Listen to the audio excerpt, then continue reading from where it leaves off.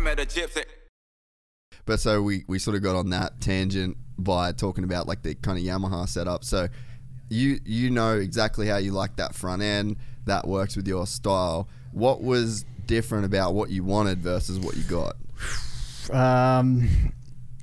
It was just like so bound up. What I was riding, it was just like it felt so bound up and not working together. It was like the forks were always working against the shock, and then it was like a teeter-totter, and then with the weight of the bike being so heavy, it kind of exaggerated it a lot. And then it was just not ideal in like outdoor or the whoops at all. It wasn't really ideal anywhere but like wide open and smooth. That was the best it was. It was. So it was like for practice it would be pretty good, and then come the first moto you'd be like, dude, what's going on?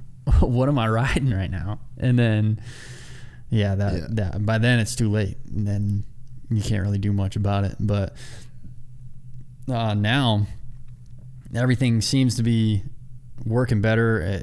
It almost feels like I'm riding my 250 back in 18. It's a little bit more squatted in the back, and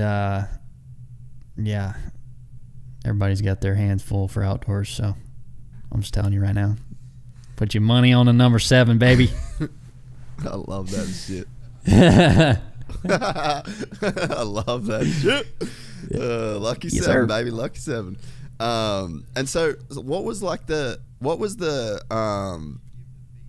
like you'd give the feedback of what you wanted and it just didn't get implemented in like the right way? Or, you know, so because you got a few dudes on the team and they're kind of saying the same shit, like when you look back at it now, what do you think it was that was kind of like stopping that feedback from happening? Because again, it's like Ferris got on the podium as a privateer, then like you come off championships, and Barcia, like now look what you've done. You know, now that we've got hindsight as a tool to look through, you know, Barcia's killing it, you're killing it. So it's like what I guess why was those changes not made, do you think, if you knew exactly what you wanted? I don't know. I've thought about it a million times, and it was, I don't know like who it was, but it's something somewhere along the lines of the team, somewhere in the team, our input would just kind of like fizzle out. It was like, I don't know if they didn't know how to do what we wanted, or if they like didn't really want to allow it, but what we wanted was never really the option. Like it wasn't, I don't know. There were times that I thought the bike was getting better, and then I would go ride a different track, say East Coast track, and it was just like, nah, it's kind of the same. And I don't know what we knew what we wanted, but it was just never really implemented into the bike. And it's hard to say where that got mixed up or lost, or who wouldn't do it or who couldn't do it. It was just never there. And so what is it like to be a rider that's won championships and is like entering, you know, because your 450 career, I don't know if people know, but like your 450 career is like, that's where you get to make some fucking money. You get to sign your own gear deal. You get to sign your own goggle deal. You have a bit more control. The money that comes from the factories is bigger. And then like you get to this team and then it's like, you're just not given what you think that you're just not given what you want to have. It's like, how gnarly is that? And then you deal with a crazy injury. Like, how gnarly is it to deal with that every single weekend? Yeah, it was a slap in the face for sure. It was like, I don't know, it was like being on the top of the world and then like you're King Tut and then coming in and your kingdom just got taken over and you were slapped back down to reality, and then you just kind of had to work your way back up, but you kept falling along the way. That's the best way I can put it. It was just like I was up here and then I was still up here, and then the season started and it was just like boom, boom, boom. It was like just down here, and then I just had to kind of try and work my way back up, but never really did. At the end of the season, it was just like one thing after another thing after another thing, and it was just like, when's it gonna end?